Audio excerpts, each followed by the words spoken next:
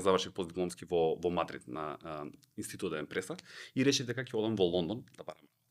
Тоа беше 2000 и крај на 2008 година, кога беше најголемата економска криза во свет и работа едноставно во сектор финансии апсолутно не постоеше.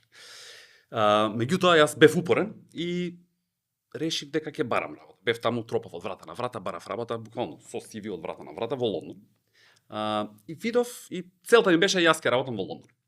И ми се појави, не знам, на LinkedIn, вајда, работно место во Дубај. Дека се бара некој конкретен профил, кој што мојот профил одговараше на тоа. Мене Дубај не ми беше на крајот на паметот. Меѓутоа викам, ај, ќе ме викнат вајда во Лондон негде на интервју, дај да повежбам со едно интервју во Дубај, пошто ќе ме викнат сигурно, добар ми е профил.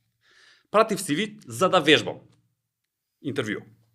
И ми се јавија за триента, за интервју, второ интервју за 2 дена со финансовиот директор, беше во Лондон во тоа време во 6 саат бајле. Ми понудија работа во рок од 3 дена и јас отидов во Дубај.